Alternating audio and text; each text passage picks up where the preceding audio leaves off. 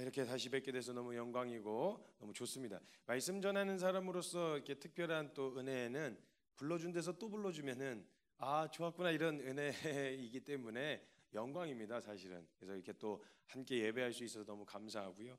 무엇보다 정말 같이 또 목사님과 또 사모님과 같이 교제하면서 얼마나 또 말씀 앞에 함께 소망함으로 또 하나님 앞에서 내가 어떻게 사역을 해야 될지보다 내가 하나님 앞에서 어떻게 서야 될지를 이렇게 고민하며 함께 나누는 그런 교제들이 저에게 되게 은혜의 시간이었습니다. 그래서 그런 곳 안에서 같이 신앙생활 하신 여러분 정말 복 받으신 줄 아셔야 됩니다, 여러분. 은혜입니다, 은혜. 네. 교회의 목적은 사람입니다. 사람 때문에 두신 거예요, 사실은. 만약에 예수님께서 승천하실 때 그냥 뭐 알아서 살아라 그러셨으면 교회 굳이 두고 가실 이유가 없는데, 남겨놓는 제자들이 너무 혼자서 그 치열한 싸움을 이 땅에서 세속적인 가치가 아니라 이 땅에서 육체를 입고 사는데 하나님 나라의 가치로 살아야 하는 그 제자들이 안쓰럽기도 하고, 또 그런 예수님을 따르는 수많은 제자들이 안타깝기도 하셔서 남겨놓고 가신 공동체가 교회 공동체입니다. 이 교회 공동체에서 사람이 목적이 아니라 사람이 수단으로 전락하게 되어지면 그건 비즈니스하고 다를 게 없습니다. 근데 정말 내가 하나님 앞에서 어떻게 서는지와 또 한 사람 한 사람이 어떻게 복음 앞에서 반응할지를 고민하고 나머지의 것들을 수단과 방법으로 사용할 수 있다면 그게 진짜 교회의 본분 아니겠냐는 거죠. 그래서 정말 사람을 세우기로, 정말 사람 한 사람이 말씀 앞에 제대로 직면하고 반응하기를 바라는, 저도 그랬지만 그런 리더를 만나고 그런 목회자를 만나는 것은 참 복이고 은혜인 것 같습니다. 그래서 같이 여러분 성도님들이 이 마음이 흘러가서 말씀 앞에서 진지하게, 또 은혜 앞에서 진지하게 반응하시고 또 직면하시는 그런 시간이 되셨으면 좋겠습니다. 우리 신앙생활을 할 때죠. 신앙생활을 할 때 방향이 굉장히 중요합니다. 방향. 안 그러면 성장을 하지 않는데 성장을 하지 않는 게 이상하지 않게 느껴지는 거죠. 예를 들면 이런 겁니다. 내가 만약에 살을 빼야 되겠다, 아니면 건강해져야 되겠다, 그래서 운동을 하게 되어지면요, 순간순간 찾아 들어오는 어떤 어려움이나 하기 싫은 마음들이 찾아 들어와도요, 내가 건강해야 되겠다는 목표가 뚜렷하기 때문에요, 사람들 거기서 운동을 합니다. 그래서 내가 오늘 하는 운동들이 지금 운동을 할 땐 좀 고단하지만 그게 내가 건강해지는 데 의미가 있다는 걸 알아요. 그런데 그냥 이유 없이 걸으면요, 이유 없이 뛰거나 이유 없이 운동을 하면 내가 이걸 왜 해야 되나, 도대체 이 피곤한 짓을 왜 해야 되는 건가, 이런 생각들이 찾아 들어와가지고 그걸 해갈 수 있는 힘이 충분히 생기지가 않습니다. 공부도 마찬가지죠. 일도 마찬가지고요. 일을 해야 돼, 내 가족 먹여 살려야 돼, 아니면 잘 먹고 잘 살아야 돼, 아니면 부자가 될 거야 라고 하는 어떤 목표가 있어야 내가 일을 열심히 하고 또 이 일을 하는 것이 오늘 의미가 있을 텐데, 그냥 그런 거 아무런 목표도 없는데 그냥 오늘 쳇바퀴 굴러다니듯이 계속 무언가를 하고 있으면 내가 이걸 왜 하는 거지? 언제까지 해야 되지? 이런 생각이 자꾸 찾아 들어온다는 거예요. 목표도 마찬가지, 가는 길도 마찬가지입니다. 제가 경기도에서 여기 여수까지 운전을 해서 왔는데, 운전을 해서 오면요, 제가 내비게이션에다가 이렇게 주소를 입력해 갖고 오면 안내를 해줍니다. 여기서 요만큼 더 가야 됩니다. 여기서 빠져야 됩니다. 여기서 좌회전하세요. 근데 만약에 제가 내비게이션에다가 주소지를 입력을 안 해놓으면 아무런 안내를 해줄 수가 없습니다. 왜냐면 어디로 가는지를 모르니까. 그래서 만약 여기까지 오려면 모든 도로에서도 갈림길이 나와도 이게 여수로 가는 길인가? 라고 하는 걸 확인하고 여수로 가는 길이면 그 장소가 여수와 가깝진 않아도 그 길을 지나치는 게 의미가 있습니다. 왜냐하면 이 길을 지나쳐야 여수로 가니까. 근데 만약 내비게이션이 제대로 안 찍혀 있다, 안내를 못 받고 그냥 아는 길이면 모르겠는데 지도를 찍어서 가야 되는 길로 가야 될 때는요, 이걸 안 찍어 놓으면은 여기서 빠질까? 여기가 괜찮은 것 같은데, 목표가 없으면 그냥 그렇게 자꾸 갈림길이 나올 때마다 혼란스러워지는 거예요. 자, 그러니까 우리의 신앙생활에도 마찬가지로 예수님이, 하나님께서 말씀을 통해서 우리가 육체를 입고 살아가는 동안에 누려야 할 은혜, 그리고 성장을 하는데 어디까지 성장을 해야 되는지에 대해서 분명하게 얘기를 해 주셨는데, 이 목표가 우리에게 설정이 안 되어 있으면 우리의 신앙생활은 그냥 쳇바퀴 돌아가듯이 그냥 제자리 걸음하고 있는데도 그게 왜 이상한 거야? 문제 아니잖아. 교회 오는 게 무슨, 교회에서 충분히 헌금하고 사역하는데 뭐가 문제야? 이런 생각이 찾아 들어올 수 있단 말이죠. 그런데 만약 우리가 목표가 뚜렷하게 설정이 돼 있으면 지금 내가 이렇게 해도 괜찮은가? 나 신앙이 안 자라고 있는 것 같은데 괜찮은가? 이거에 대해서 퀘스천 마크가, 질문이 찾아 들어온단 말이죠. 이걸로도 충분히 좋은 어떤 반응이라고 할 수 있어요. 그러니까 목표가 선명해야 됩니다. 목표가 우리 어디까지 자라갈 것인가? 우리가 시간이 지나서 나이를 먹어가고 시간이 지나면서 경험이 쌓이고 이런 자라감의 과정이 있잖아요. 육체의 자라남은 한계가 있습니다. 어느 시점 지나가면 다시 키는 줄어들기도 하고 작아지기도 합니다. 그런데 키가 작아진다고 퇴보하는 게 아니라 사실은 그 속이 깊어지죠. 여러 가지 상황을 경험하면서 경험치도 늘어나고 삶을 살아가면서 지혜도 생기고, 물론 안 좋은 방향으로 뭐 고집스러워지기도 하고 뭐 이러기도 하지만 그 과정 안에서 우린 충분히 계속 자라가게, 새로운 상황을 마주하면서 계속 자라가게 되어져야 된단 말이죠. 근데 우리의 신앙은 잘 자라고 계시냐고요? 우리의 신앙은 말씀 안에서 계속 성장하고 계시냐고요? 그냥 내가 오늘 교회 왔다, 수요 예배 왔다, 금요 철야 왔다, 주일 예배 드렸다, 새벽 기도 다녔다, 이거 말고 하나님을 믿는 우리의 믿음이 계속해서 자라가고 있는지가 중요하다라는 겁니다.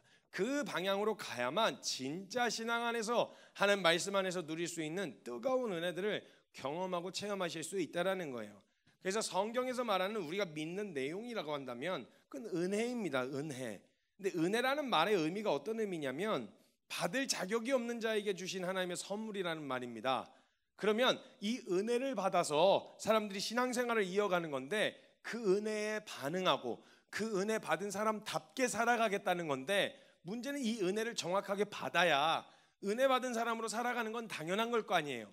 근데 은혜는 안 받았는데 은혜 받은 사람인 척 살아가려니까 힘든 거예요. 은혜 받은 사람이면 그냥 그런 감격이 되어지고, 야, 이렇게 사는 것이 맞고, 그래, 더 깊어지고 더 알아가고, 아유, 은혜 받았는데 나 왜 이랬지? 왜 넘어졌지? 왜 이 자리에 서 있지? 이거를 우리가 이상하게 여길 수 있게 되어지는데, 문제는 은혜를 받았는지 않았는데 받은 척하면서 살아가는 게 그렇게 힘든 일입니다. 그래서 먼저는 은혜에 대한 이야기를 하려면 죄에 대한 이야기를 안 할 수가 없어요. 죄에 대한 명확한 이야기가 해야 되는데, 교회에서 보통, 저도 시골 교회에서도 자라고 또 여기저기 큰 교회에서도 다녔지만요, 죄를 정확하게 제가 제대로 배워보지 못했습니다. 그러니까 제가 나 같은 죄인에게 주신 하나님의 은혜, 이걸 경험해야 되는데 내가 죄인인 걸 모르겠으니까 은혜가 안 되는 거예요. 그러니까 내가 은혜 받은 사람인 척 살아내려니까 너무 힘들고 고단한 거죠. 예를 들면 이제 죄에 대한 이야기를 하려면, 보통은 사람들이 생각할 때 내가 어떤 죄를 지어서 내가 죄인이 됐다고 생각하는데, 성경에서 원래 그렇게 얘기를 안 했어요. 근데 사람들이 많이들 그렇게 이해를 하고 있단 말이죠. 내가 어떤 죄를 지었기 때문에 내가 죄인이 되었다. 그렇게 이해하면요, 예수님이 나를 대신해서 죽었다는 말이 잘 이해가 안 됩니다. 생각해 보시죠. 예수님 눈에는 눈, 이에는 이, 공의로우신 하나님이시죠. 근데 예수님이 나 대신해서 죽었다는 말은 무슨 말이에요? 내가 뭔가를 죽을 만큼 잘못했다는 거잖아요. 그럼 내가 지금까지 살아오면서 내가 사형 선고를 받을 만큼 뭘 대단하게 잘못한 게 있다라고 생각되시는 분이 계시다면 빨리 경찰서 가셔야 됩니다. 얼른 가셔야 돼요 지금. 근데 내가 아무리 생각을 해봐도 내가 죽을 만큼, 나를 죽일 만큼 뭔가 잘못했다, 이런 생각이 잘 안 든단 말이죠. 그러니까 죄를 이렇게 이해하기 시작하면 은혜가 되어지질 않습니다. 예수님의 십자가가 너무 부담스럽지 은혜가 안 되는 거예요. 저 같은 경우도 그랬거든요. 제 이름이 김선교잖아요. 김선교. 아니, 이게 모태신앙인데 모태신앙 중에서도 아주 찐 모태신앙입니다. 그래서 아주 어렸을 때부터 아주 빡세게 훈련을 받았어요. 저는 그냥 집회는 다 데리고 다니시고, 그냥 뜨겁다 그러면 그냥 일단 거기 가시는 분이셨거든요, 부모님이. 그러니까 항상 저는 제가 5남매인데 5남매 중에 막내예요. 막내에다 늦둥이고요. 늦둥이다 보니까 나이가 어리니까 무슨 집회 있다, 어디 행사 있다 그러면 아유 그냥 불이 나게 쫓아다녔었어요. 가가지고 열심히 또 특심이 져가지고 앞자리 사수하시느라 그냥 아주 그냥 항상 그 은혜 받는 현장에 가면 거기다 제가 갖다 끌어다 놓으셨어요. 그런 데서 자랐죠. 어렸을 때부터 그런 환경, 그런 문화 안에서 자라왔단 말입니다. 그러니까 그런 환경도 집이 굉장히 보수적이었어요. 또 굉장히 보수적이어가지고 뭘 잘못하면 바로바로 즉결 처분을 하셨습니다. 그러다 보니까 뭐 예수님이 대신 갚아줄 것도 없이 이미 제가 다 갚았어요. 그러니까 뭘 갚아주실 게 없어요, 사실은 따지고 보면. 그러니까 제가 이게 은혜가 잘 안 되는 거예요, 사실. 그래서 어렸을 때도 그렇고 저희 어머니가 워낙 엄격하셨었어 가지고 정말 엄격하셨어요. 제가 한번 초등학교 때 길을 가다가 전봇대 밑에 대나무 죽도가 이렇게 버려져 있었어요. 그 검도할 때 쓴 대나무 죽도 있잖아요. 이게 버려져 있어 가지고 이거 왜 버려져 있지? 이거 집에 가서 도둑 잡아야 되겠다 이래서 갖고 왔는데 그걸로 절 잡게 됐어요. 그게 제 공식 매가 됐어요. 뭐 잘못하면 그걸로 아주 두들두들 맞았는데, 제가 아무리 죄에 대한 이야기를 생각을 해봐도 저는 그 죄값을 거진 대부분 제가 치렀지 예수 남아 있어가지고 주님이 대신 치러줄 것도 없고, 하도 교회를 다니면서 회개기도 많이 하자 그래가지고 있는 거 없는 거 다 긁어서 회개하느라 사실 회개 안 한 게 거의 없다고 생각할 정도로 거진 대부분 다 치렀단 말이죠. 근데 예수님이 대신 죽어준다 그러니까 얘 좀 이상하잖아요. 이 은혜가 안 되는 거예요. 제 체감상 은혜가 잘 안 되는 겁니다. 그래서 제가 한번 뭐 쌍욕했다가, 저희 누님한테 쌍욕했다가 예수님 뭐 대신 갚아줄 것도 없고 제가 그냥 아주 죽도록 두드려 맞았어요. 그 예수님 만약 너 누나한테 그런 욕을 했어, 넌 맞아야 돼 이래갖고 저를 죽도록 두드려 패시고, 아니면 주님이 나 대신해서 막 십자가 지시면서 막 책찍질 당하시고 이러면 고맙다기보다는 좀 부담스럽습니다. 고마운 게 아니고 왜 그러세요 예수님? 제가 다 갚았어요. 그리고 막 전 세계 전 인류를 위해 죽으신다 그러면 오케이인데 나를 위해서 죽는다 그러면 그건 좀 너무 과한 것 같습니다. 이런 생각이 찾아 들어오게 되어지는 거예요. 게다가 제가 진짜 또 한번 진짜 제대로 한번 사고를 한번 친 게 이제 헌금을 한번 띵거 먹었어요. 헌금을. 헌금 띵거 먹는 죄는요, 뭐랄까요, 사기 도둑질 한 죄하고 비교할 수 없는 농도였어요, 저희 집안에선. 근데 제가 한 번은 이제 그 헌금을 친구들이랑 그 뭘 사 먹느라고, 라면 사 먹느라고 제가 그 헌금 1,000원을 쓴 거예요. 맨날 용돈 안 주시고 헌금만 주셔가지고 교회에 갔다가 헌금 안 내고 그 돈으로 과자 사 먹었다가 걸렸네 또. 그래가지고 이제 끌려가가지고 저희 어머니가 얼마나 무서우셨는지 글쎄 저를 이렇게 앞에다 불러놓으셨어요.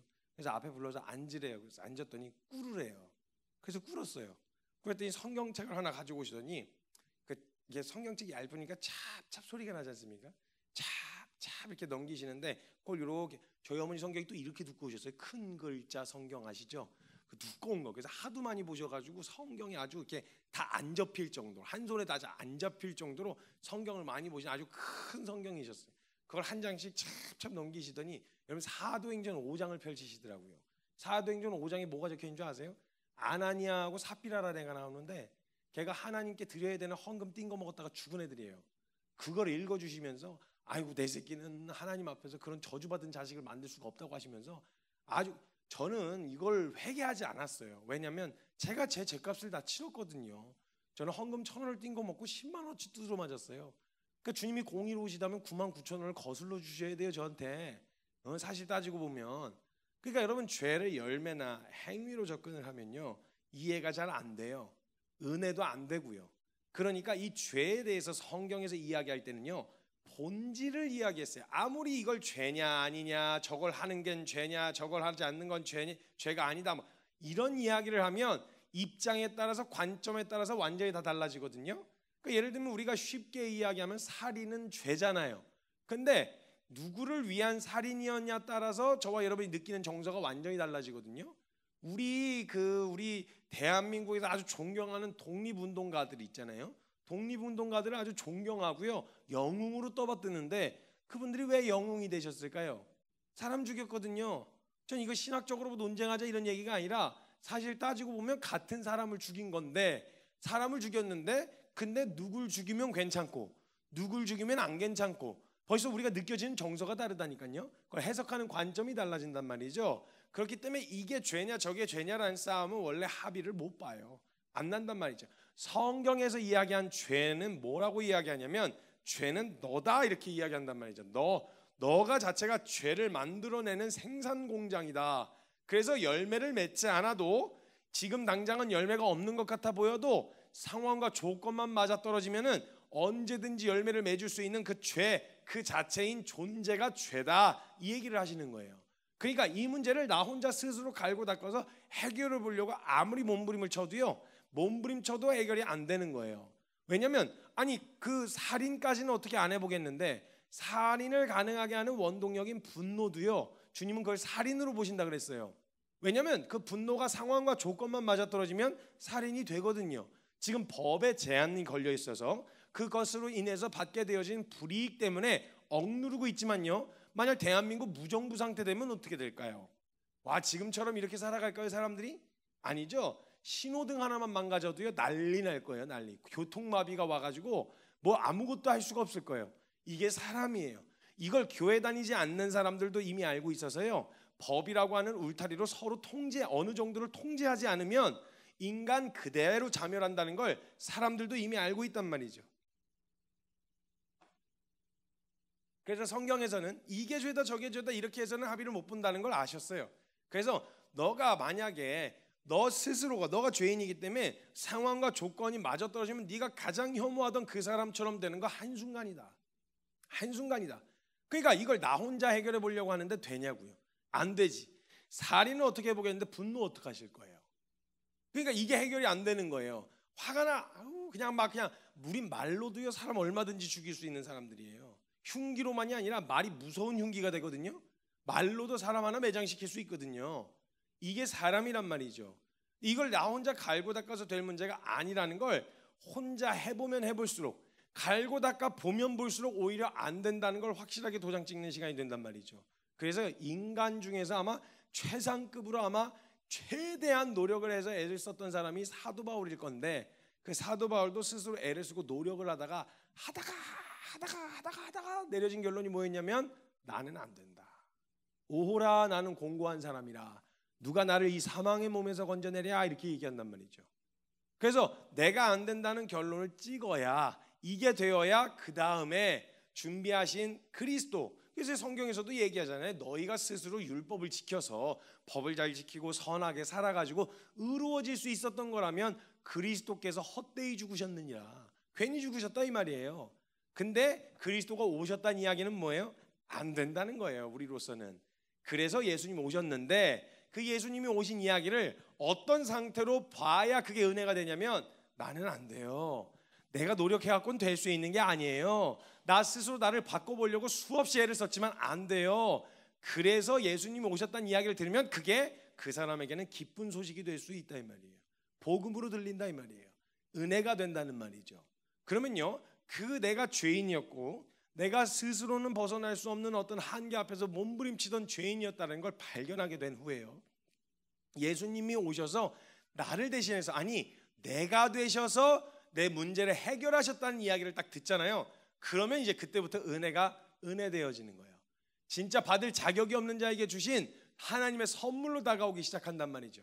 그래서 이 은혜의 감격이 되었단 말이죠. 그런데 만약에 우리가 그리스도인으로 살아가면서 가장 중요하게 알아야 될 몇 가지 정체성이 있는데요, 우리가 제일 먼저 알아야 되는 건 죄인이라는 정체성입니다. 그래서 내가 죄인이었었다. 내가 받을만 해서 받은 게 아니라, 내가 노력을 오지게 해가지고 받아낸 게 아니라, 내가 엄청난 성과를 거둬서 받아낸 게 아니라, 내가 자격이 없는데 주님이 일방적으로 주신 선물 때문에 내가 이렇게 살았다라고 하는 죄인이었었다라는 정체성을 갖고 있어야 우리가 교만해지지 않습니다. 우리가 항상 주님께 붙어 있을 수 있는 거예요. 그래서 내가 죄인이었었다, 내가 받을 자격이 없는데 은혜 때문에 살았다, 요걸 정확하게 알고 계셔야 된단 말이죠. 근데 여기서 멈추면 안 됩니다. 여기서 멈추면 신앙생활이 어떤 방향으로 가냐면요, 하나님이 나에게 은혜를 주셨어, 그리고 내가 죄인이어서 죄인인데 받을 자격이 없는데 받았어, 이러면 어떻게 되냐면 종처럼 살아요. 종처럼. 예를 들면 누가복음 15장에 보면 돌아온 탕자 이야기가 나옵니다. 근데 그 돌아온 탕자가 집으로 잘못을 저지르고 집으로 돌아올 때 이 돌아온 탕자가 뭐라고 했었냐면, 내가 아들로 돌아가겠다는 생각은 꿈에도 버렸어요. 내가 종 중에 하나로라도 좋으니 내가 집에 들어가서 아버지의 아들로 살겠다는 이런 뻔뻔한 생각 못했고요, 그냥 종이 되겠다. 그러면 그냥 먹고 살기라도 하지 않겠느냐, 그냥 거기에 그냥 얹혀 사는 것만으로도 은혜다, 이런 생각을 가지고 있어서요, 내가 종이 되려고 했어요. 그러면 우리가 신앙생활이 어떻게 하냐면 무서운 거예요. 언제 버려질지, 언제 내쳐질지. 하나님 눈에 안 들면, 하나님 마음에 안 들면 언제든지 내쳐지거나 버려질 수 있다는 가능성을 가지고 살기 때문에 어떤 정서로 살았냐면 종의 정서로 살아요. 그래서 와서 먹어, 저도요? 저 해도 되나요? 괜찮은가요? 이렇게 이런 두려움의 정서로 하나님과의 관계가 형성되어지는 거예요. 그런 두려움의 정서로 하나님과의 관계가 형성되어지면 하나님이 성경에서 주시고 싶으셨던 수많은 은혜들을 우리가 누릴 수가 없게 되어지는 거예요. 우린 지금 오늘 본문 말씀에서 읽었었던 것처럼 성경에서 하나님이 우리에게 주셨던 은혜 안에는 여러 가지 의미가 담겨 있는데, 그 은혜를 받은 자에게 일어나는 가장 중요한 변화는요, 존재가 바뀌는 거거든요. 죄인이 의인이 되는 변화가 있어요. 그런데 죄인이 의인이 되고 나면요, 동시에 신분이 같이 바뀝니다. 그래서 더 이상 종이 아니라, 더 이상 죄인이 아니라, 더 이상 어떤 종로를 타고 있었던 그런 사람이 아니라 신분이 완전히 바뀌어가지고 고아에서 아들이 되는 신분의 변화가 일어납니다. 창녀에서 신부가 되는 신분의 변화가 일어나요. 이런 것처럼 하나님께서 우리에게 주신 큰 은혜가 있는데, 그 은혜를 받은 사람이 만약에 그런 상황에서 내가 자격이 없어서 하나님께서 주신 그 은혜를 받긴 받았는데 받을 자격이 없었던 죄인이었었다에만 머물러 있으면 그냥 하나님과의 신앙생활이 늘 두려움일 뿐이에요. 주일 성수 안 하면 죽을 것 같고, 막 헌금 안 하면 막 혼날 것 같고, 이런 두려움으로 신앙생활하면 하나님이 주신 은혜를 못 누린다고요. 근데 하나님이 주신 그 은혜 안에는 또 다른 죄인이었었다라는 정체성 외에 또 다른 정체성이 하나 더 있는데 뭐냐? 아들이 되었다예요. 자녀가 되었다 이 말이에요. 이 말은 다른 어떤 의미냐면, 하나님과의 나의 관계가 끊어질 수도 있고 끊어지지 않을 수도 있는, 그게 나의 어떠함 때문에 끊어지기도 끊어지지도 않기도 하는 그런 관계가 아니라는 거예요. 하나님과의 관계는 가장 안전한 관계. 잘해도 자녀, 못해도 자녀. 이게 뭔가 있어도 자녀, 없어도 자녀. 하나님과의 관계는 내가 어떠했다고 해서 끊어지거나 붙어있을 이런 관계가 아니라는 거죠. 제가 이제 말씀 전하고 돌아다니면요, 가끔 이제 어디 강사로 가잖아요. 그럼 강사 대기실이라는 데가 있어요. 거기 가면 이렇게 조그맣게 이렇게 간식을 좀 이렇게 차려주시거든요. 그럼 이 간식이 있는데, 강사 먹으라고 만들어 놓은 간식, 차려주신 간식이잖아요. 근데 이걸 강사의 허락도 없이 강사 아닌 사람이 막 먹는 경우가 있어요. 딱 한 사람만 그래요. 딱 한 사람만. 강사가 아닌데, 지가 강사가 아닌데도 와서 자기 것처럼 먹는 애가 하나 있어요. 누구냐면 제 아들내미예요. 제 아들내미는요, 분명히 강사 먹으라고 만들어 놓은 간식인데요, 제 아들은요 전혀 눈치 안 보고 와가지고 가서 먹어요. 그리고 그 주변에 있는 사람들도요, 그 애가 와서 먹는 걸 이상하게 여기지 않아요. 이 다른 사람이 와가지고 그걸 먹으면 그거 손대시면 안 돼요 이렇게 얘기할 텐데, 저랑 진짜 똑같이 생겨갖고 굳이 소개하지 않아도 제 아들인 걸 분명히 알아요. 그래가지고 와가지고 간식을 먹으면 아무도 제재하지 않아요. 왜? 어차피 제가 먹으려고 해도 달라 그러면 제가 줄 거였으니까. 그냥 와서 먹는 걸 전혀 이상하게 여기지 않아요. 그가 그 자리에 있는 걸 너무나도 당연하게 여겨요.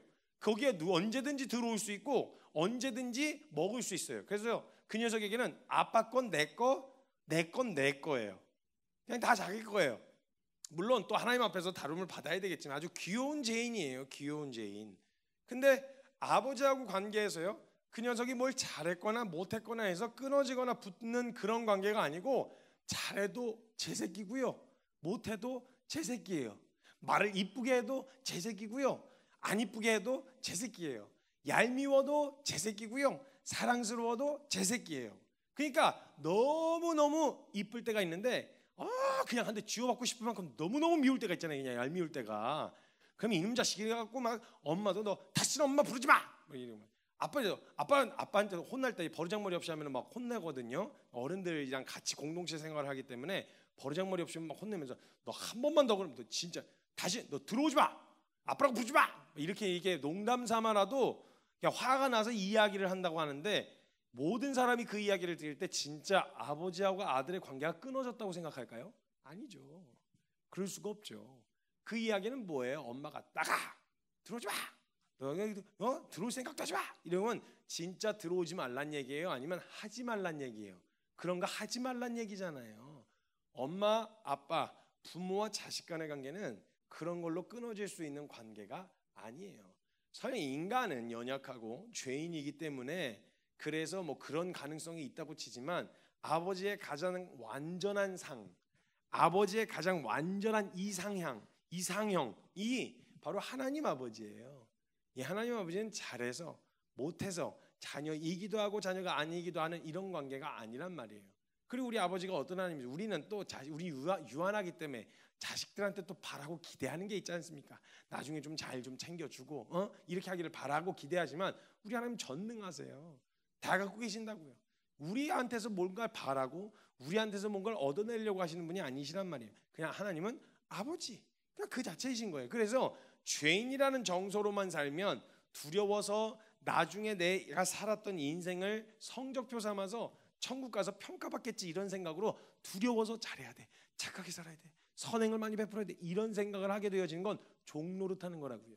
근데 종이 아니에요. 종으로 원하신 게 아니에요. 하나님이 우리에게 주시고자 하셨던 은혜는요, 자녀가 되는, 하나님이 주신 그 아들을 보내신 아들을 믿는 자들에게는 하나님의 자녀가 되는 권세를 주셨다. 이 말은 끊어질래야 끊어질 수 없는 관계다 이 말이에요. 하나님과 나 사이에 두려움이 없다 이 말이에요. 여러분, 성경에 온전한 사랑이 두려움을 내어 쫓는다는 말이 있습니다. 사람들이 가끔 이걸 되게 오해하고 착각하는데요, 온전한 사랑이 두려움을 내어 쫓는다 그래, 이 이야기를, 이건 하나님과 나 사이의 관계에 대한 이야기를 하는 거예요.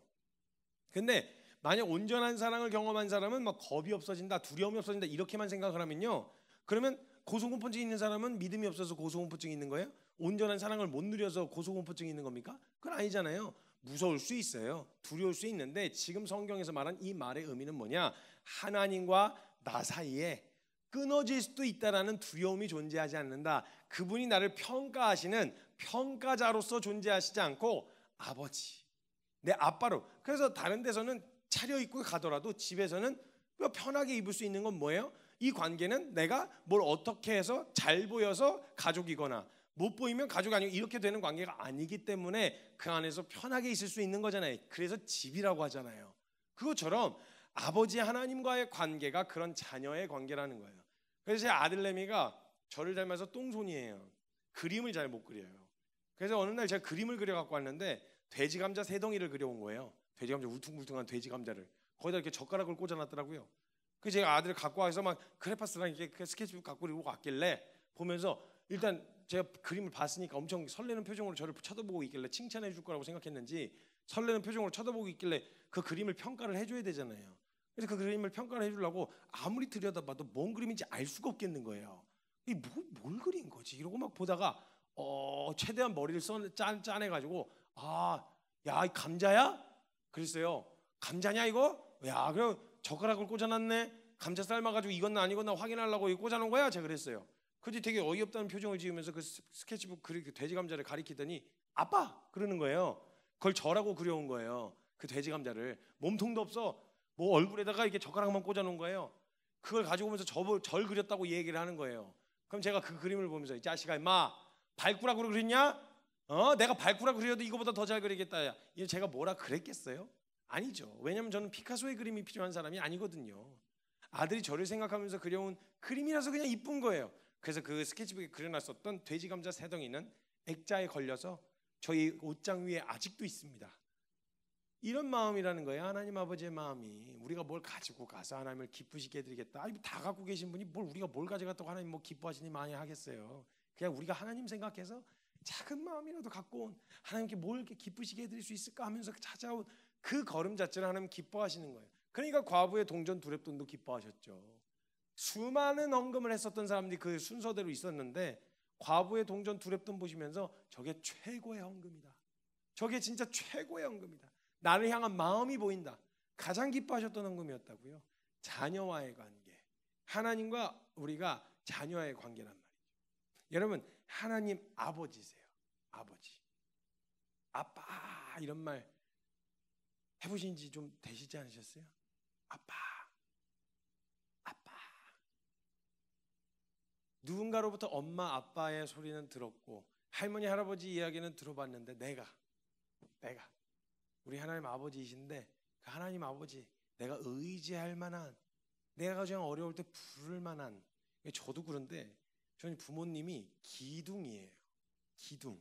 그래서 평상시에 막 자주 연락드리고 막 그런 건 아니고 뭐 하루에 한 번 이틀에 한 번 연락을 꼭 통화를 하고 하는데 제 마음 가운데 저희 부모님은 기둥이에요. 기둥. 그래서 뭔가 쉽지 않다 하면 마지막으로 전화를 걸어볼 수 있는, 마지막 보루가 있다면 부모님 아니겠어요?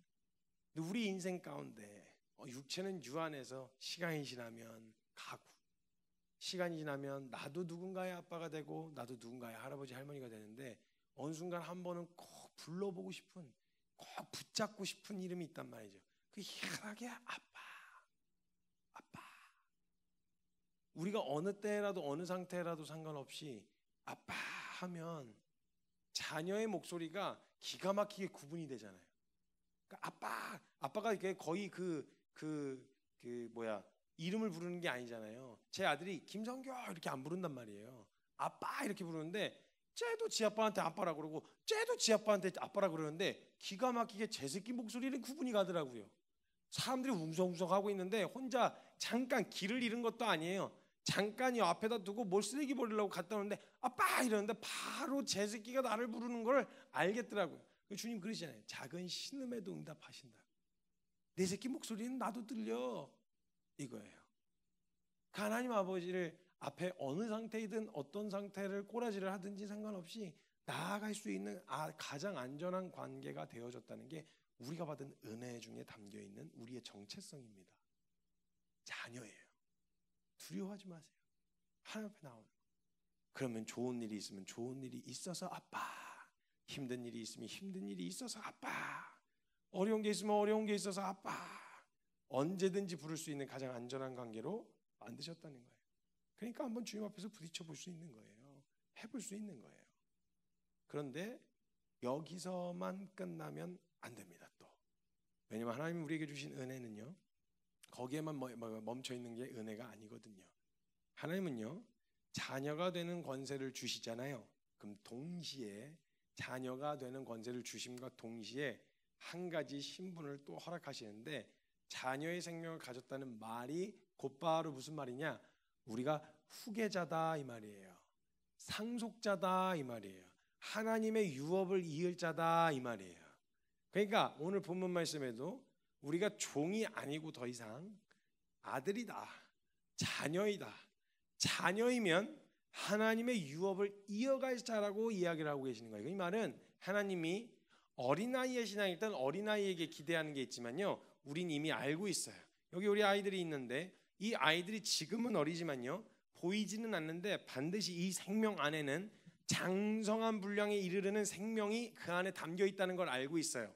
그래서 이 아이가 지금의 수준과 지금의 키와 지금의 연령으로 머물러 있지 않고 시간이 지날수록 자라가는 그 생명이 생명력 안에 담겨 있다는 걸 우리가 알고 있단 말이죠. 자라난다고, 자라갈 거라고.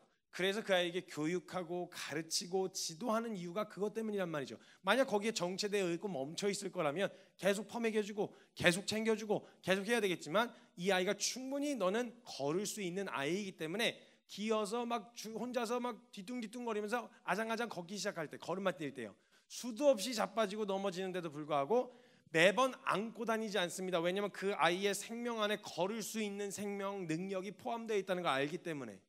그리고 항상 분유만 먹이고 모유만 먹이지 않습니다. 왜냐하면 그 아이에게서 이빨이 나서 씹을 수 있는 생명력이 그 안에 있다는 걸 알기 때문에. 그래서 때가 되면 그 아이에게 이유식을 먹이기 시작해요. 처음엔 그거밖에 소화 못 시켰는데 이젠 그 아이가 자라서 밥도 딱딱한 음식도 찬 음식도 뜨거운 음식도 스스로 먹게 될 날이 분명히 있기 때문에, 그 생명 안에 담겨 있기 때문에 그 아이의 거기에서 머물러 있지 않고 그 생명 안에 있는 신분, 그 생명 안에 있는 능력을 신뢰함으로 그 아이를 대한단 말이죠. 이것처럼 하나님이 우리가 자녀가 되게 하셨을 때에는 어떤 마음으로 보시냐면 후계자로서 보시는 거예요. 이미 태어났을 때부터 자녀된 생명으로 그 생명을 받게 되어진 그 순간부터 우리를 어떻게 보시냐? 하나님의 유업을 이어갈, 함께 운영해갈 가업이죠. 그러니까 한마디로 말하면 이 가업을 함께 운영해갈 존재로 보고 계신다 이 말이에요.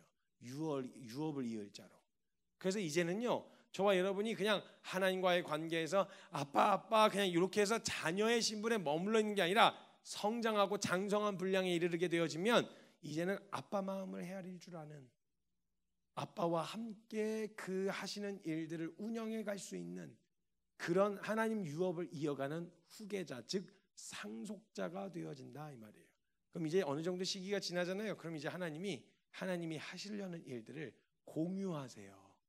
알려주신다고. 그래서 성경에 보면 하나님이 하려고 하셨던 그 계획들을 성경에 하나님을 사랑하는 사람들에게 알려주셨어요. 그리고 그 일을 같이 의논하셨어요. 하나님이 생각하시고 하나님이 판단하시는 것이 더 선하고 완전할 건데, 그런데도 불구하고 하나님께서는 모세의 뜻을 물으셨고요, 다윗의 뜻을 물으셨고요, 느헤미야의 뜻을 물으셨고요, 물어보셨어요.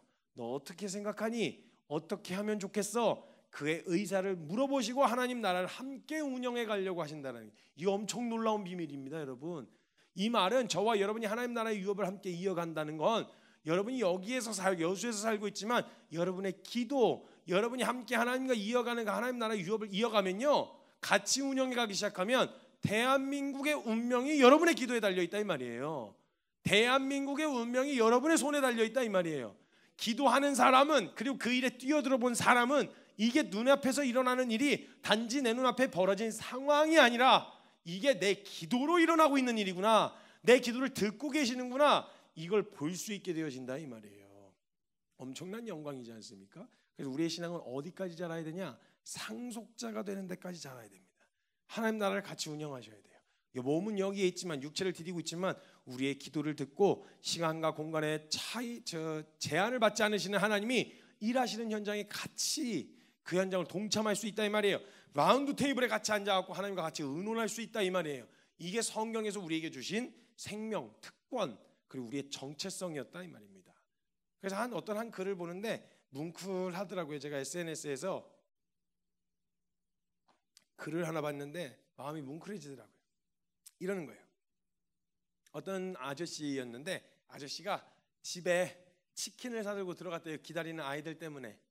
그래서 집에 치킨 2마리를 사갖고 집으로 들어가는데, 사갖고 들어가면서 뭐라고 적어놨냐면, 내가 오늘 집에 치킨을 사들고 들어와 봤더니 아버지가, 내 아빠가 치킨을 사들고 들어오던 날은 가장 힘든 날이었었다라는 걸 알게 됐다, 이렇게 적어놨더라고요. 그러니까 너무너무 고단하고 힘들었는데 다 때려칠까 싶다가도 집에서 나 기다리고 있는 내 새끼들 생각하니까, 그래 버텨야지, 그래 견뎌야지 하는 마음으로 애들 먹이려고 치킨 2마리 한 마리 사갖고 들어가다 보니까, 아빠가 치킨 사들고 들어왔던 날은, 그날은 아빠가 가장 힘든 날이었었던 거구나라는 걸 깨닫게 되어졌다. 이제는요, 아빠가 되고 나니까 아빠의 마음을 헤아릴 수 있게 되어지는, 그 자리에 함께 서보고 나니까 장성해 보니까 이제는 아빠 마음을 헤아리게 되는, 예전에 아빠 손에 들려있는 치킨만 봤는데 이제는 아빠가 치킨 사들고 들어온 아빠의 마음을 보게 되어지는 거 있죠. 이렇게 성장한다 이 말이에요. 우리는 하나님으로부터 얻는, 내가 받을 수 있는 뭐 어떤 거, 이런 거 저런 거, 뭐 이런 걸 받는 거, 거기에만 초점이 맞춰져 있던 신앙이 시간이 지나면 왜 하나님이 그걸 주시고 왜 그걸 하나님이 주시지 않았는지에 대한 그 마음을 헤아리기 시작한단 말이죠. 그럼 이제 어떻게 되냐면, 먼저 그 마음을 헤아리고 움직여요. 가라, 네가 해라, 뭐 이런 명령이 떨어져야만 가고 하는 게 아니라, 하나님 제가 할까요? 하나님 어떻게 제가 해볼까요? 하나님 원하시죠? 그렇게 하기를 원하시죠? 제가 해볼까요? 먼저 그 마음을 헤아리고 먼저 해보려고 하는 마음. 왜냐하면 하나님의 마음을 알게 됐으니까. 이 상속자까지 잘하셔야 돼요. 뛰어드셔야 돼요. 보셔야 된단 말이에요. 하나님 나라의 유업을 이어갈 수 있는, 나는 나이가 안 돼요. 아니, 그런 게 어디 있어요. 저희 아버지도 70이 훌쩍 넘으셨는데, 저희 아버지가 저에게 해주신 말 때문에 저도 사실 이제 앞으로도 계속 그렇게 해야 될 텐데, 저희 아버지 뭐라고 하셨냐면, 하나님 나라에 예비군은 없다, 현역만 있다, 은퇴는 주님 나라 갈 때 하는 거다. 그래가지고 지금도 빨빨 버리고 돌아다니세요. 아주 그냥 저보다 더 바쁘게 돌아다니시거든요. 저희 부모님이 아주 열심히 특심이세요. 그 제가 한 거의 50년을 본 거죠. 그러니까 50년을 제가 못 봤죠. 제 나이가 50이 아니라서 50년을 본 건 아닌데, 사역을 그렇게 해오셨는데 내내 그렇게 하셨으니까, 거의 50년째 지금 하고 계시는데 내내 그렇게 하시는 걸 봤으니까, 하나님 나라에 뛰어든 게 그냥 그 하나님 나라와 함께 같이 운영해가는, 그 가업을 이어가는 이 일에 누구든 나이, 상태, 처지, 형편 제한 없이 내가 있는 자리에서 또 하나님 나라에 동참하여서 그 유업을 이어갈 수 있는 상속자로 살 수 있다 이 말이에요. 이게 우리의 신앙생활의 표대가 되셔야 됩니다. 내가 어디까지 자라야 되냐? 하나님 나라와 하나님과 함께 하나님 나라의 유업을 이어갈 사람으로, 믿음의 유업을 이어갈 사람으로, 이 나라의 운명이 내게 달려있다. 한국교회의 운명이 내 손 안에 있다. 전 세계의 운명이 내 기도에 달려있다. 그래서 여러분 그냥 기도하실 때도 나 하나를 위한 기도 좋아요. 좋습니다. 왜냐하면 자녀된 생명이니까 구할 수 있죠. 간구하실 수 있어요. 얼마든지 필요한 거 구하세요. 주님이 필요하면 주실 거고요. 나에게 유익이 되지 않으면 기다리라고 하시고도 하시고 거절하기도 하실 거예요. 그래서 얼마든지 간구하고 구하실 수 있어요. 근데 거기서 머물러 있는 게 아니라 내가 가진 기도의 특권이, 내가 가지고 있는 내 생명의 능력이, 내 신분이 어떤 능력을 가지고 있냐? 이 세상 대통령도 못하는 전 세계를 운영하는 그 어마어마한 능력이 저와 여러분의 기도에 달려있다 이 말이에요. 그 기도하셔야죠. 그 능력이 있는데 그거 아깝게 그냥 낭비하실 겁니까? 그냥 왔다 갔다 하면서 교회 왔다 갔다 하는 그런 신앙에 만족하실 거냐고요? 아니죠. 보셔야죠. 진짜 이게 움직여지는구나, 이게 되는구나. 기도한 사람들만 볼 수 있다 이 말이에요. 뛰어든 사람만이 볼 수 있는 영광이라 이 말이에요.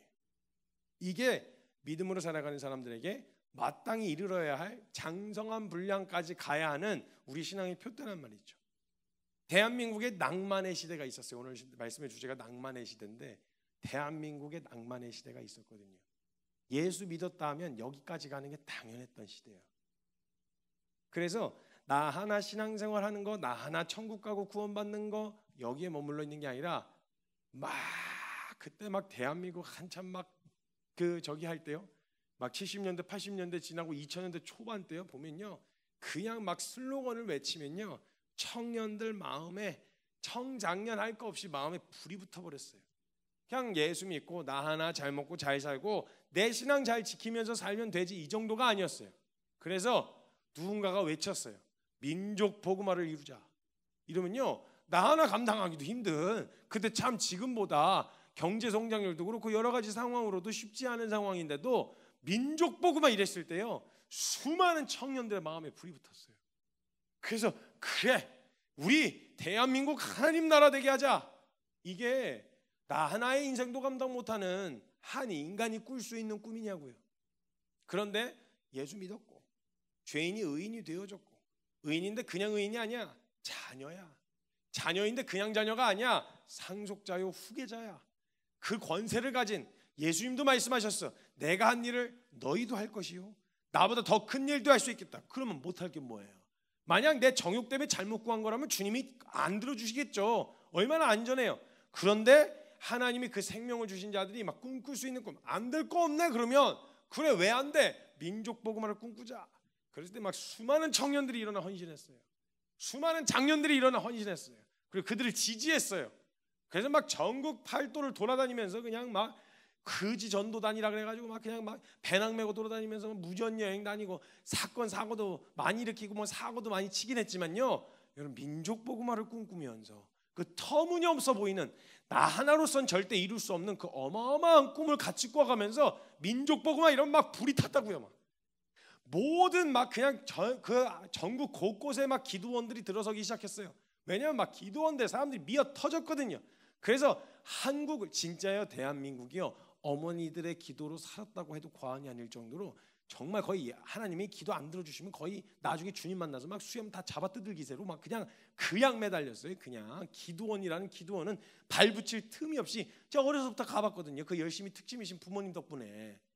그래가지고 막 바글바글 모여들면요 찬양 그냥 안 해요. 그냥 거의 박수 손바닥 터질 때까지만 하고 밤새도록 기도하고, 기도원 주변의 나무들은 거의 막 소나무 하나 뽑아야 신앙이라 그래가지고 그 나무 잡고 흔들어가지고 그냥 막 거의 웬만한 멀쩡한 나무들이 없을 정도로 그 주변 얼마나 기도하는. 그래서 한국 하면 기도였어요. 요즘은 K-팝 뭐 이런 걸로 한국이 유명하지만요 옛날 한국 잘 모르기도 했지만 안다면 기도하는 나라 코리안 스타일 프레이가 있을 정도로 한국 스타일 기도, 주야 이게 한국 스타일 기도로 외국에서는 알려져 있어요. 주야 주야.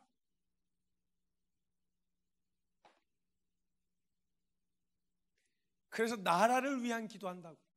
하나님이 대한민국 땅 주임 손 안에 있습니다. 하나님 살려주십시오. 하나님 한 번만 더 살려주십시오. 그 어머니들의 기도, 눈물로 밤새 기도하던 기도예요. 야 기도원, 제가 이제 또 말씀 전하러 다니게 돼가지고 이 기도원도 가면요 아우 기도원 스타일 제가 이거 적응하는데 조금 쉽지가 않았어요. 저도 한참 어렸을 때는 그랬었는데 나중엔 좀 보수적인 데 있었다 보니까 그런 분위기가 적응이 안 되는데 글쎄 기도원에 갔더니 진짜 별의별 반응이 요즘 이제 젊은 애들은 막 오 와 막 이렇게 하는데 기도원 스타일 그 옛날 스타일 그 리액션이 있어요. 호응. 이제 별의별 반응들이 다 있는데 막 별춤이 다 있어요. 막 앞뒤로 흔들고 막 좌우로 흔들고 돌고 막 저쪽 벽에는 누가 막 물구나무 서고 있고 막 정신이 하나도 없어가지고 처음에 너무 당황했거든요. 근데 제가 이제 말씀을 전했어요. 말씀을 전해가지고 제가 막 이제 제가 또 어머니들한테 그렇게 인기가 많아요, 글쎄. 그래갖고 이제 막 이제 그 얘기하면은 설교하는 스타일이 달라져요. 기도원은 아멘하는 타이밍을 드려야 되거든요. 아멘하는 타이밍 안 드리면 이상한 데서 아멘을 하세요. 세상이 얼마나 악합니까? 아멘 막 이러고 우리가 그렇게 살아야 됩니까? 아멘 막 이러셔가지고 아멘하는 타이밍을 드려야 돼요. 그래서 저도 지금은 이렇게 연속으로 쭉 이어서 하지만 그때는 한 문장씩 끊어서 얘기하거든요. 아멘할 타이밍 드리려고. 그래서 막 그렇게 하다가 이제 막 은혜 잔뜩 아주 그냥 주님이 아주 그냥 은혜를 막 폭포수같이 부어주셔갖고 막 눈물 콧물 쏟으면서 기도를 하자고 제가 주님 한번 부르고 기도합니다. 그래서 쥐야 했는데 갑자기 반주기가 쿵짝쿵짝쿵짝쿵짝 하면서 트로트처럼 뭐가 나오는 거예요. 저는 너무 당황했거든요. 근데 분위기 뭐 이런 거 아무것도 상관이 없어요. 그냥 막 눈물로 막 기도하시는데요. 야, 그거 보면서 내려오는데 우리가 이 기도 받아 먹고 자랐구나. 우리가 이 기도로 살았구나. 대한민국이. 그래도 과언이 아닐 정도로요. 정말 나라를 위해 기도하던 나라였어요. 많은 성도들이 나라를 정말 사랑했어요. 그래서 이 나라 하나님 나라 되게 해달라고 지금도 기도원의 슬로건 보면 대부분 나라를 위한 기도예요. 대한민국을 주께로, 대한민국을 긍휼히 여기소서, 나라를 위한 기도, 조국을 위한 기도, 다 이런 슬로건을 걸고 기도했어요. 그런 뜨거움이 있었다고요. 그런 낭만의 시대가 있었어요. 우리 교회 내 기도에 달려있다. 우리 목사님 내 기도에 달려있다. 우리나라 내 기도에 달려있다. 이런 자부심이 있었어요. 그러다가 민족 복음화로는 또 성이 안 차. 그래서 나중에 어디까지 갔냐면 세계 복음화를 우리가 이루자. 세계 복음화. 이래가지고 그냥 젊은이들하고 막 쫓아다니면서 세계 복음화. 주님 말씀하셨다. 주님이 이 천국 복음이 모든 민족에게 증거되기 위하여 온 세상에 전파되리니 그제야 끝이 오리라. 이 복음이 모든 민족에게 전해져야 주님 다시 오신다고? 오케이, 우리가 주님 오시는 날을 앞당기자. 우리가 나가자. 세계 복음화를 이루자. 이래가지고 도전하니까 청년들 장년들 할 것 없이 마음에 불이 붙었어요. 왜? 내가 받은 생명이니까. 내가 받은 생명이 나 하나 먹고 나 하나 건사하며 사는 인생이 아니라 내 생명 안에는 전 세계의 운명을 좌지우지할 수 있는 그 어마어마한 능력이 내 생명 안에 있는 거니까 그냥 내가 지금 처한 상황, 내가 지금 처한 환경, 내 상태, 내 처지 여기에 매여서 패배의식에 젖어서 에이 나는 안 돼요. 에이 나는 이런 상황이에요. 아이 나는 나이가 많아요. 나는 나이가 너무 어려요. 준비가 됐어요? 안 됐어요? 이걸로 머물러 있어 나 하나 갇혀 있는 게 아니라 했다 하면 세계복음화했어요. 했다 하면 민족복음화했어요. 여기에 불이 붙은 청년들이요 수도 없이 미전도 종족이라고 말하는 곳으로 쏟아져 나가기 시작했어요. 여러분 대한민국이 인구 대비 선교사 파송률 2위예요. 2위가 됐었어요. 과거에. 분명 이런 날이 있었거든요. 그런 낭만의 시대가 있었다고요. 그래서 저 중학교 때만 해도요.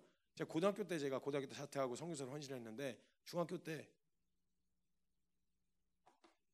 제가 섬기던 교회에서만 해도 청년부 형 누나들이 선교사로 파송돼서 이름도 들어보지도 못한 나라로 거기 가면 연락도 잘 안 되고 보안 지역이고 위험 지역이어서 가면 어떻게 될지도 모른다고 그런 위험 지역으로 파송받을 때요.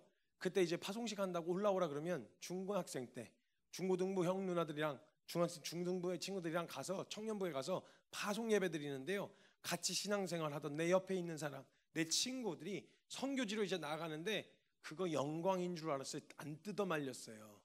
영광인 줄 알고 야, 왜 난 오히려 이상하게 여긴 건 왜 난 그렇게까지 할 믿음이 없나? 왜 난 그렇게까지 갈 마음이 없나? 이걸 부끄러워하던 때가 있었다고요. 예수 믿으면 그렇게 사는 거, 예수 믿으면 그렇게 뛰어드는 거, 이거 당연하게 알던 때가 있었다고요. 분명 대한민국의 낭만의 시대가 있었다고요. 그래서 울며 파송할 때요 눈물로 서운하니까, 이제 못 보니까, 자주 못 보니까 그게 서운하고 속상했긴 했어도 그 걸음이 영광인 줄 알았어요. 다 같이 둘러싸가지고 눈물 펑펑, 눈물 콧물 쏟으며 주님 나라 위하여 길 떠나는 나의 형제여 주께서 가라시니, 막 폭풍 오열을 하면서 공항에서 마지막까지 그 영광스러운 걸음 가라고, 잘 가라고, 꼭 거의 순교할 것처럼 나갔어요. 정말 그렇게 예수 믿었다 하면 그렇게 사는 게 당연했었던 것처럼 여기던 때가 분명 있었다고요. 대한민국. 저 어렸을 때 그거 보고 자랐거든요. 어디 갔죠? 그렇게 해보니까 그렇게 사는 건 미련한 거구나, 이걸 깨달아서인 건가요?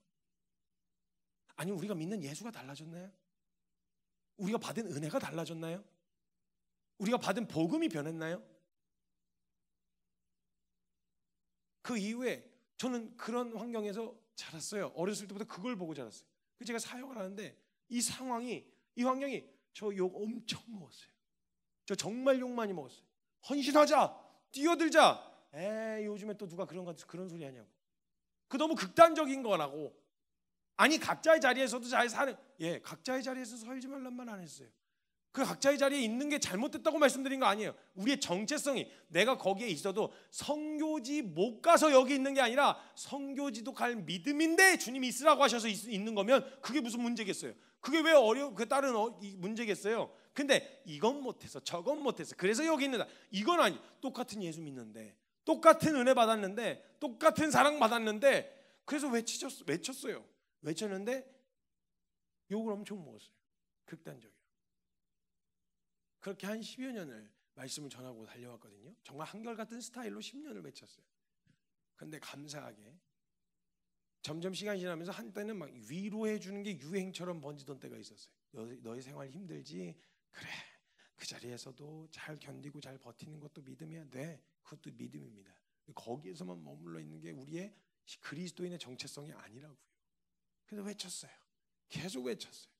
아니다, 뛰어드는 건 당연하다. 그 복음 만나면 뛰어들지 않는 게 이상한 거다. 뛰어들어갈 수 있다. 함께 그 자리에 서다. 우리의 신분이 뭐냐? 우린 상속자다. 유업을 이어갈 사람이다. 유업을 이을 자들이다. 후계자다. 외쳤어요. 근데 감사하게 향한 성도님께 너무 기쁜 소식을 전해드리자면 다시 일어나고 있어요. 이 말을 듣고 반응하여 꿈틀거리는 청소년들, 청년들, 장년들, 노년에 이르기까지 이 말씀에 그래, 그치, 이거 아니지, 그래, 이게 맞지 라고 했던 그때의 그 반응이 다시 회복되어지고 있어요. 물론 세력은, 사람의 숫자는 좀 줄었을 수 있어요.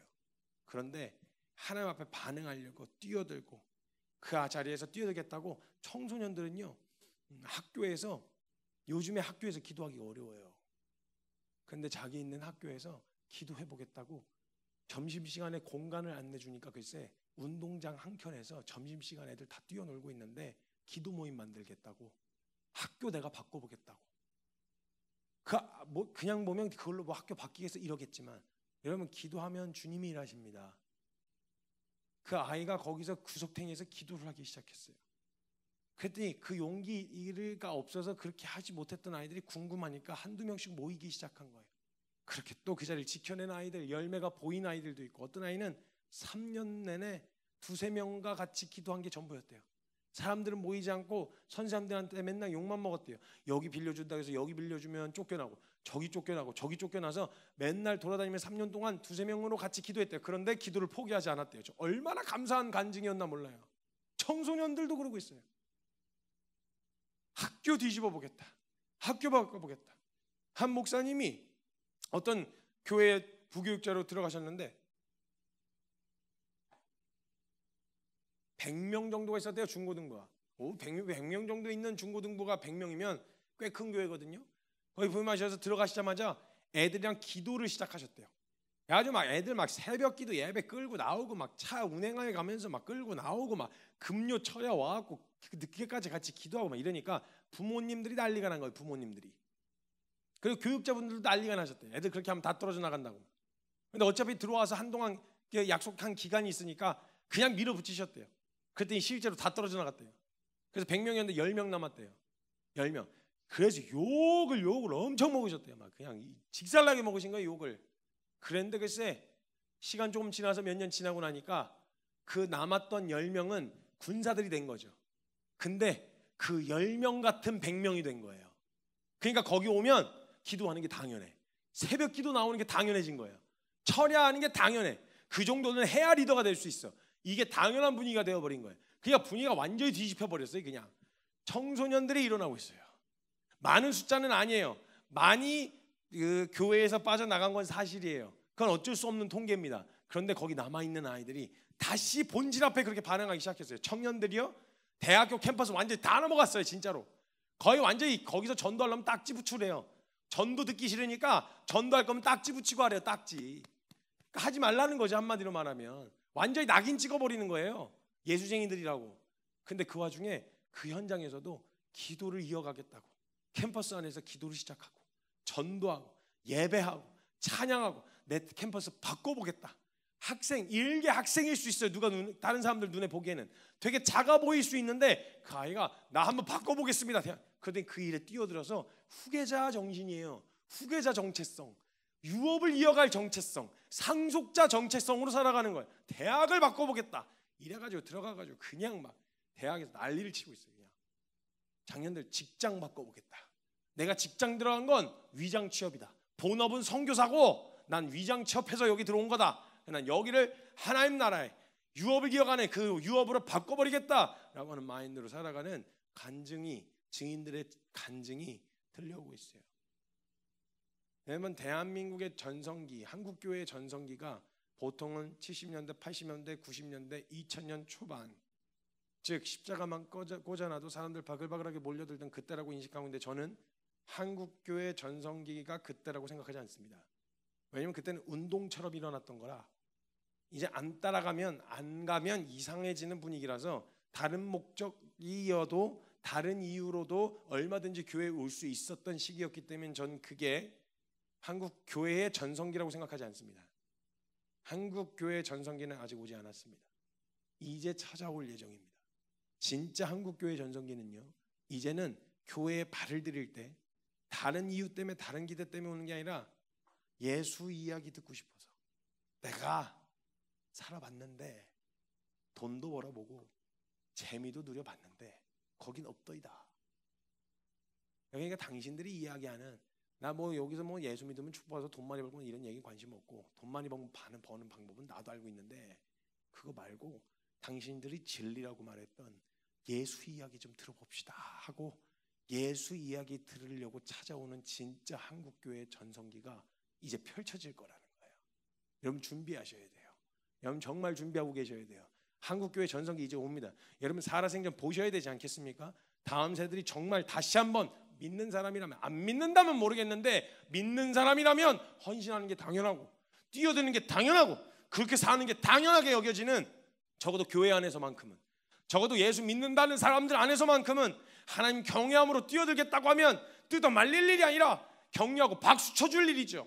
하나님 경외함으로 손해를 감수하면서까지 정직했다면 손가락질하고 비난할 일이 아니라 박수 쳐줄 일인 거죠. 한국교회의 진짜 전성기가 이제 펼쳐질 겁니다. 여러분 마음 댄디 준비하고 계셔야 됩니다. 그래서 이제는 예수 이야기 궁금해서 찾아오는 사람들에게 여러분이 만난 예수 이야기 해주셔야 됩니다. 이제 나 하나의 신앙생활을 유지하는 삶을 넘어서서 누군가를 살리는, 누군가를 세우는, 이 교회를 단단히 세우고 이 지역을 단단히 세울 뿐만 아니라 이 나라를 세우고 나아가서 전 세계 열방까지도 여러분의 손 안에 있다 이 말이에요.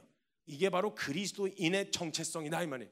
이 자부심은 갖고 사셔야 되지 않겠습니까? 우리가 어떤 은혜 받았는데, 우리가 어떤 사랑을 받았고 어떤 생명을 받았는데 잔뜩 세상에 쫄아가지고 주눅 들어있는 거 그거 우리가 받은 생명 아닙니다. 그리스도인은 누구보다 당당하셔야 돼요. 왜냐하면 정말 죽어가는 소망 없는 죄인에게 살릴 진짜 복음이 우리 손 안에 있기 때문입니다. 여러분 그 정체성 가지고 사시는 여러분 되시길 주님의 이름으로 축복합니다. 우리 시간 다 같이 좀 기도합시다.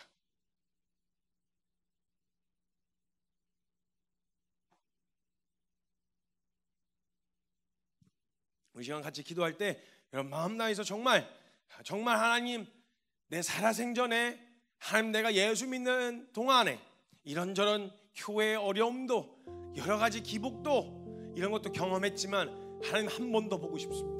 하나님, 대한민국 이 땅, 이 나라, 이 조국 어떻게 어떤 은혜 받고 세워진 나라인데 다시 한번 이 나라 주님의 나라 되게 하여 주십시오.